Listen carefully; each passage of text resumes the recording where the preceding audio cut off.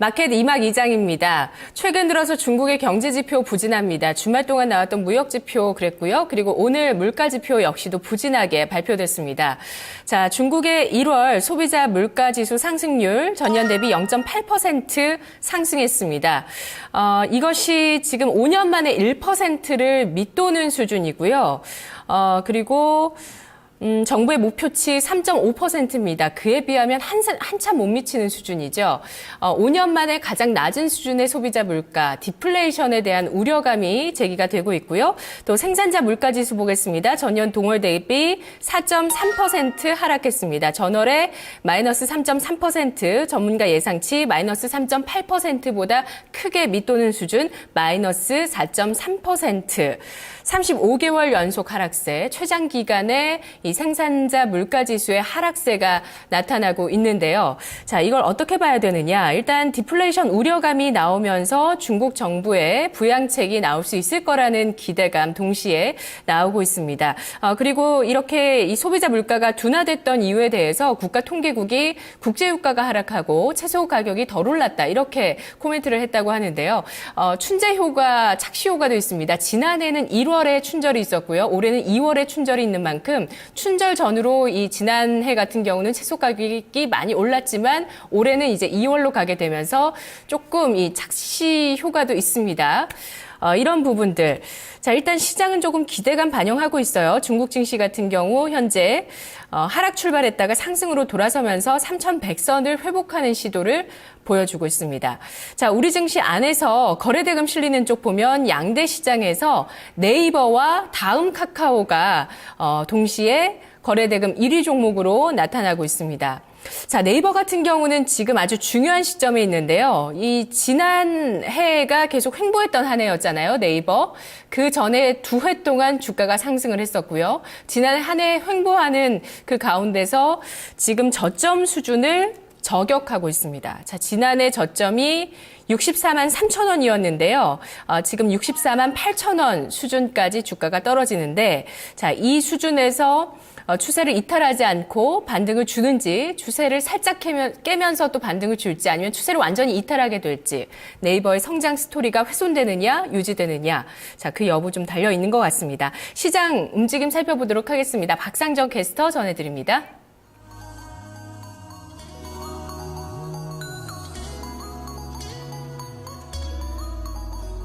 양시장 모두 다 여전히 마이너스권입니다. 하지만 그나마 좀 불행 중 다행을 찾자면은 장중 저점을 다지고 이제 어느 정도 지지력을 확인해주고 있는 구간인데요. 먼저 유가증권 시장부터 보겠습니다. 1940선은 회복을 했습니다. 현재 지수를 보시면은요, 계속해서 마이너스권 0.33% 약보합권에 놓여 있습니다. 1940선 딱 턱걸이하는 모습이고요. 여전히 60일 이동평균선에 걸쳐져 있죠.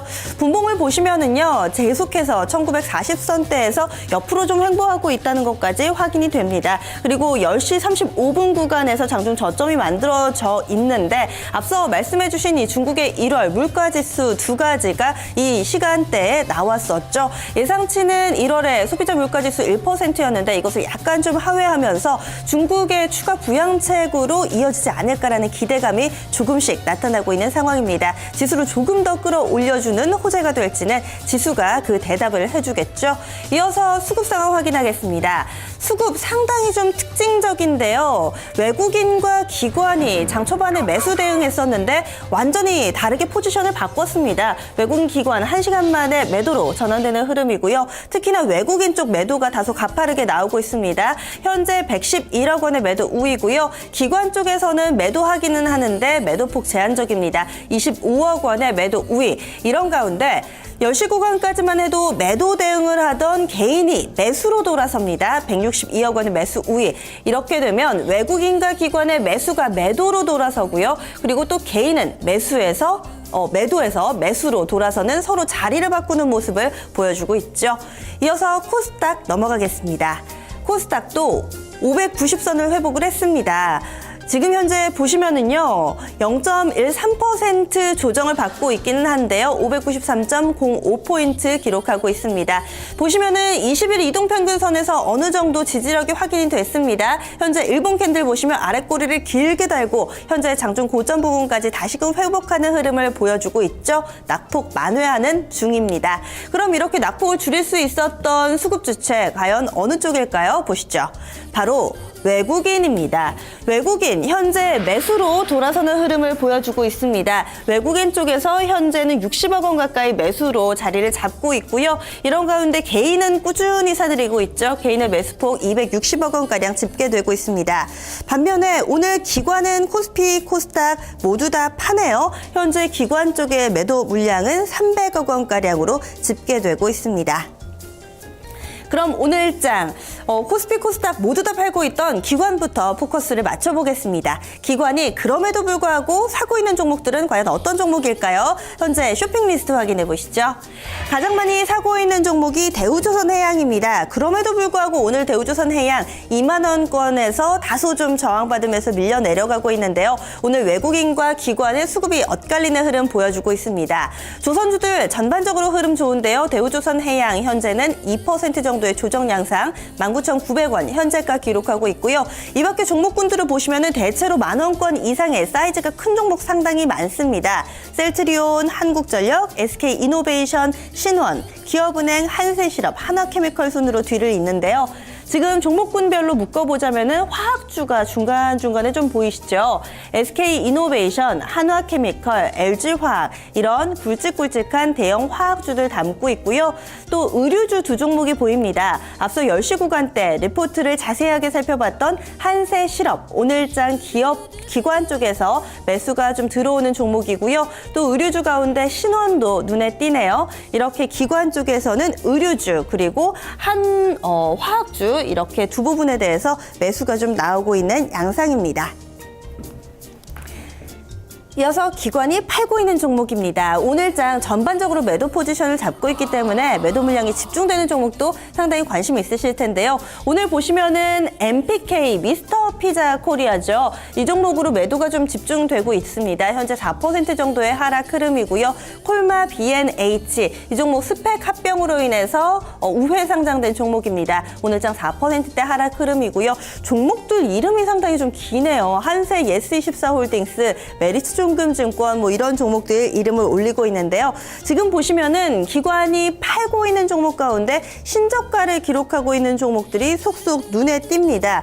보시면은 한화손해보험 그리고 현대위아 이렇게 두 종목은요. 오늘 장중에 52주 신저가를 경신하고 현재는 소폭이나마 상승으로 돌아서거나 낙폭을 좀 줄여가고 있는 종목들이 군데군데 눈에 띄고 있습니다. 이어서 외국인으로 넘어가 보겠습니다. 오늘 외국인이 수급 포지션을 좀 빠르게 바꾸면서 시장의 분위기도 바꾸고 있는 모습인데요. 먼저 외국인이 사는 종목 알아보겠습니다. 기업은행 최근에 주가 흐름 상당히 좋습니다. 호실적을 내놓으면서 상승 흐름을 보여주고 있는데요. 오늘 외국인의 러브콜 받으면서 1%대 추가 상승합니다. 13,200원 기록하고 있고요. 한화케미컬 오늘 쌍끌이 매수네요. 앞서서 기관 쪽에서도 매수 유입됐는데 한화케미컬도 지금 외국인 쪽 수급도 좋습니다. 이어서 이화전기, LG U+, 한진중공업, 한국전력, 서희건설, 현대상선 순으로 쭉 뒤를 잇고 있는데요. 업종으로 묶어보자면 사실 좀 힘듭니다. 상당히 다른 업종에서 많이 나오고 있는데 특징을 보자면은 단기 시세가 외국인 수급의 키워드가 되고 있습니다. 바로 단기에 악재를 가지고 급락했던 종목들에 대해서 매수가 유입되고 있는 건데요. 저가에서 상당히 많이 매집하는 모습입니다. 대표적인 종목 파라다이스 그리고 서울반도체 꼽을 수 있습니다. 파라다이스 일봉 차트 보시죠. 파라다이스 보시면은요. 그동안에 상당히 좀 크게 밀려났습니다. 이 종목은 좀 첫 번째 악재가 바로 실적이었죠. 부진한 실적이 한 차례 크게 밀리고 두 번째 악재는 바로 어제 나왔던 중국 쪽에서 이 해외 카지노 제약과 관련된 이 부분이었습니다. 어제 12%대 급락을 했었는데요. 이렇게 되면서 신저가를 다시금 경신했던 파라다이스, 단기 낙폭 과대로 인해서 외국인들 좀 매집하는 흐름을 보여주고 있습니다. 두 번째로 서울반도체 보겠습니다. 서울반도체도 지난주였습니다. 실적 전망을 하향 조정하면서 상당히 좀 큰 낙폭을 보여줬던 종목이었는데요. 오늘장에 실질적인 실적이 나오게 됩니다. 이에 따라서 저가 매수세 조금씩 유입되고 있는데요. 외국인 쪽에서 좀 많이 사들이고 있습니다. 오늘장 강한 반등 보여주면서 6%대 반등 시세 내고 있습니다. 현재가 17,150원 기록하고 있습니다. 외국인이 파는 종목도 마찬가지입니다. 단기 시세가 그 키워드인데요. 단기에 많이 오른 종목들에 대해서는 차익 실현하고 있습니다. 대표적으로 화장품주들이 있는데요. 보시죠. 지금 외국인이 파는 종목 가운데 화장품주가 두 종목이나 포함이 되어 있습니다. 특히나 오늘장도 시세가 강한 코리아나, 한국 화장품이 바로 그 주인공들인데요. 현재 코리아나 2%대, 한국 화장품이 7%대 급등하는데 외국인 쪽에서는 매도 우위로 대응을 하고 있습니다. 그리고 이 밖에 기아차 오늘장에서도 장중에 50주 신저가를 기록하고 현재는 소폭 반등 나오는데요. 계속해서 외국인은 다소 회의적인 시각을 보내고 있습니다. 그리고 현재 거래량이 좀 동반되고 있는 다음 카카오 3포인트 가깝게 상승하고 있죠. 그런데 오늘 네이버라든지 다음 카카오는 이 해외 쪽에 MSCI 지수 편입과 관련된 수급 이슈로 인해서 다소 외국인 쪽 수급은 좋지가 못한 양상입니다. 이어서 환율 보겠습니다.